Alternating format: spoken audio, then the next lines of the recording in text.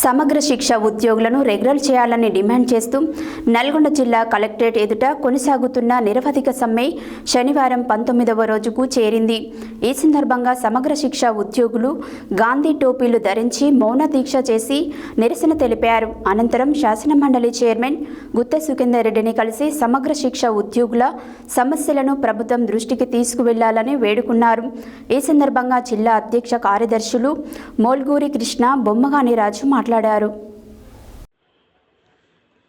సమగ్ర శిక్ష ఉద్యోగులను రెగ్యులర్ చేయాలని డిమాండ్ చేస్తూ నల్గొండ జిల్లా కలెక్టరేట్ ఎదుట కొనసాగుతున్న నిరవధిక సమ్మె శనివారం 19వ రోజుకు చేరుకుంది. ఈ సందర్భంగా సమగ్ర శిక్ష ఉద్యోగులు గాంధీ టోపీలు ధరించి మౌన దీక్ష చేసి నిరసన తెలిపారు. అనంతరం శాసనమండలి చైర్మన్ గుత్తా సుఖేందర్ రెడ్డిని కలిసి సమగ్ర శిక్ష ఉద్యోగుల సమస్యలను ప్రభుత్వం దృష్టికి తీసుకెళ్లాలని వేడుకున్నారు.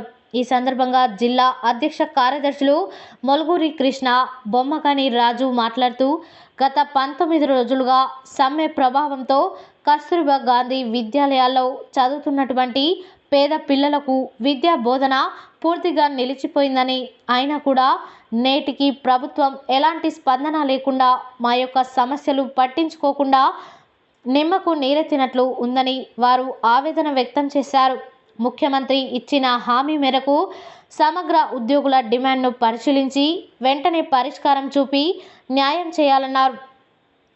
రాష్ట్ర వ్యాప్తంగా కస్తూర్బా గాంధీ పాఠశాలలో చదువుతున్న దాదాపు 1,50,000 మంది పేద, బడుగు, బలహీన వర్గాల పిల్లలకు తక్షణమే విద్యా బోధన అందేలా సమస్య పరిష్కరించి సమ్మె విరమింపజేసి విద్యా వ్యవస్థ గాడిలో పడేలా రాష్ట్ర ప్రభుత్వం తక్షణమే చర్చలు జరిపి పరిష్కరించాలని వారు డిమాండ్ చేశారు.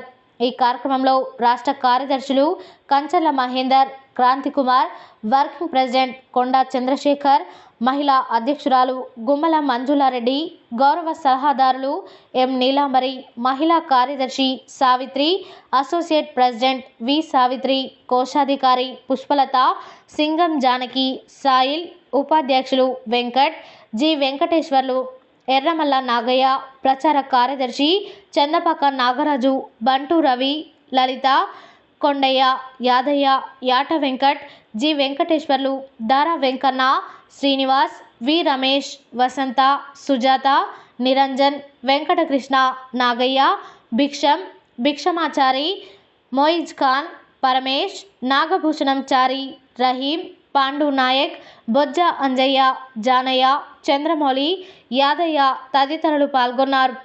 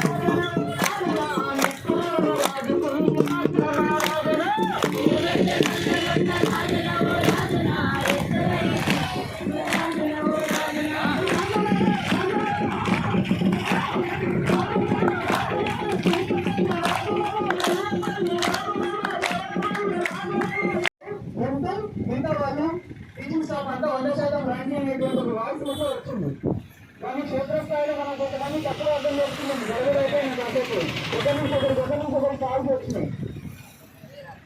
అట్లా చేయడానికి దయచేసి నిన్న మొన్న ఆల్టర్నేటివ్ గా ఎట్లా అయితే వచ్చినామో ఈ 20 రోజుల నుంచి ఆల్టర్నేటివ్ వచ్చిన వాళ్ళు అలాగే ఉంటారు.